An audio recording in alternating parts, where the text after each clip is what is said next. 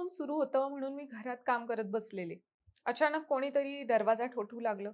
उठून कडी उघडून पाहिलं तर दारावर एसआयआर पडताळणीसाठी आणि मतदारांची नोंदणी करण्यासाठी दोन शिक्षक आले होते.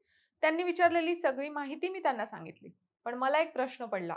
जर शिक्षक लोकांच्या दारोदार जाऊन ही कामं करतायत, तर शाळेत विद्यार्थ्यांना कोण शिकवतंय? लागलीच मी त्यांना हा प्रश्न विचारला. त्यावर ते म्हणाले की शाळेला 3 दिवस सुट्टी आणि 3 दिवस शिकवणी ठेवली आहे. तर काही ठिकाणी काही शिक्षक नेमून दिले तेच जादा तास घेत आहेत. पण बहुतांश शाळा तर अशाच ओस पडतायत. त्यांना मी लगेच प्रतिप्रश्न केला, मग शाळा नुकत्याच सुरू झाल्यात तर मुलांना शिकवणार कोण? त्यावर त्यांचं काहीच समाधानकारक उत्तर नव्हतं. मंडळी, हा प्रश्न सध्या महाराष्ट्रभर आणि देशभर सगळीकडे निर्माण होतोय. शिक्षक एसआयआर पडताळणीसाठी जात आहेत खरं, पण मागे शाळा शिक्षकांविना ओस पडू लागल्यात. त्यामुळेच ही एसआयआर पडताळणी काय आहे, महाराष्ट्रात कोणकोणत्या शाळा ओस पडल्यात, मध्यंतरी मागे एसआयआरचा वाद का निर्माण झाला होता, याबद्दलची संपूर्ण माहिती आपण या व्हिडिओच्या माध्यमातून जाणून घेणार आहोत. नमस्कार, मी रुपल आणि तुम्ही पाहत आहात विशेष भारी. देशभरात आणि प्रामुख्याने महाराष्ट्रात सध्या केंद्रीय निवडणूक आयोगाच्या मार्गदर्शनाखाली एसआयआर म्हणजेच विशेष सखोल पुनरीक्षण मोहीम वेगाने सुरू आहे. मतदार याद्यांचे शुद्धीकरण करणं, दुबार नावे वगळणं, मृत मतदारांची नावं काढणं आणि नवीन मतदारांची नोंदणी करणं हा या मोहिमेचा मुख्य उद्देश असला तरी सध्या या मोहिमेमुळे शिक्षण क्षेत्रात मोठा गदारोळ माजलाय. याचं कारण म्हणजे सरकारनं या पडताळणीच्या कामासाठी शाळांमधील शिक्षकांना मोठ्या प्रमाणावर झुंपलंय. परिणामी नवीन शैक्षणिक वर्ष सुरू झालेलं असताना शाळांमध्ये विद्यार्थ्यांना शिकवायला शिक्षकच उरलेले नाहीत, अशी गंभीर परिस्थिती सध्या निर्माण झाली आहे. वर्गात गुरुजी नसल्यानं मुलांनी काय करायचं आणि त्यांना शिकवणार कोण, असा उद्विग्न प्रश्न सध्या राज्यभरातील पालक आणि शिक्षक संघटनांकडून विचारला जातोय. निवडणूक आयोगाच्या नियमांनुसार दरवर्षी मतदार याद्यांमधील चुका एडिट केल्या जातात. परंतु यंदाची एसआयआर ही विशेष सखोल मोहीम आहे, ज्यामध्ये प्रत्येक घरात जाऊन प्रत्यक्ष पडताळणी करणं बंधनकारक करण्यात आलंय. या प्रक्रियेत बूथ लेव्हल ऑफिसर म्हणजेच बीएलओ म्हणून आणि त्यांना मदत करण्यासाठी सहाय्यक बीएलओ म्हणून मोठ्या संख्येने प्राथमिक आणि माध्यमिक शिक्षकांच्या नियुक्त्या करण्यात आल्या आहेत. शाळा सुरू होऊन महिनाही झाला नाही, तो शिक्षकांना या अशैक्षणिक कामाचे आदेश हातात पडल्यामुळे शिक्षकांमध्ये प्रचंड असंतोष निर्माण झालाय. शिक्षक संघटनांनी याविरुद्ध थेट निवडणूक आयोगाला खरमरीत पत्र पाठवलंय. आम्ही विद्यार्थ्यांना शिकवायचं की मतदारांची पडताळणी करायची, असा थेट सवाल उपस्थित केलाय. इतकंच नाही तर शिक्षकांवरचा हा ताण कमी न झाल्यास राज्यभरातील शाळा 9 जुलै रोजी बंद ठेवण्याचा इशाराही संघटनांनी दिलाय.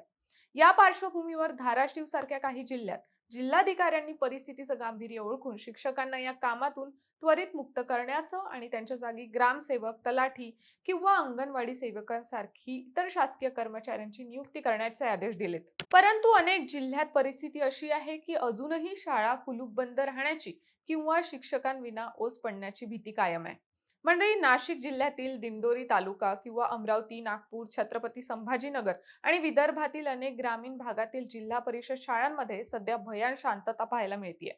अनेक एक शिक्षकी किंवा द्विशिक्षकी शाळांमधील शिक्षक पूर्ण वेळ मतदार नोंदणीच्या कामात व्यस्त असल्यामुळं त्या शाळा प्रत्यक्षात रामभरोसे चालले आहेत. गावाकडच्या भागातील पालकांमध्ये यामुळे तीव्र संताप असून आधीच शिक्षकांची पदे रिक्त असताना उपलब्ध शिक्षकांनाही निवडणूक कामाला लावल्यानं ग्रामीण भागातील गरीब विद्यार्थ्यांचं मोठं शैक्षणिक नुकसान होत आहे.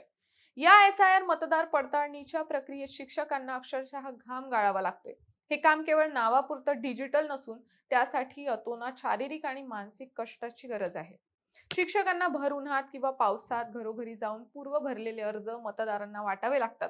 प्रत्येक कुटुंबातील सदस्यांची माहिती प्रत्यक्ष पडताळून पाहावी लागते. एखादा मतदार त्या पत्त्यावर राहतो की नाही, स्थलांतरित झाला आहे की मृत झाला आहे, याची प्रत्यक्ष जागेवर जाऊन खात्री करावी लागते. त्यानंतर गोळा केलेली सगळी कागदपत्रे आणि अर्ज इरोनेट पोर्टलवर डिजिटल स्वरूपात अपलोड करावे लागतात. अनेकदा ग्रामीण भागात इंटरनेटची कनेक्टिव्हिटी नसल्यामुळे रात्री अपरात्री मोबाईल घेऊन नेटवर्क शोधत बसावे लागते. त्यात घरच्यांना वेळ देता येत नाही. प्रवासात, घरात, घराबाहेर देखील तेच काम करावं लागत असल्यानं त्याबद्दल खूप रोष शिक्षकांमध्ये व्यक्त होताना दिसतोय. याशिवाय मतदार यादीतून नाव वगळण्यासाठी कायदेशीर नोटिसा बजावणं, हरकती आणि दाव्यांवर सुनावणीच्या नोटिसा देणं ही कष्टाची आणि जबाबदारीची कामं ही शिक्षकांच्याच माथी मारली गेली आहेत. शाळा सांभाळून किंवा थेट शाळेला दांडी मारून हे काम करावं लागत असल्याने शिक्षक मानसिक तणावाखाली जात आहेत. काही दिवसांपूर्वी या मतदार यादी पडताळणी आणि नोंदणीच्या प्रक्रियेत डेटा सुरक्षेशी संबंधित गंभीर त्रुटी आणि गैरप्रकार समोर आले होते.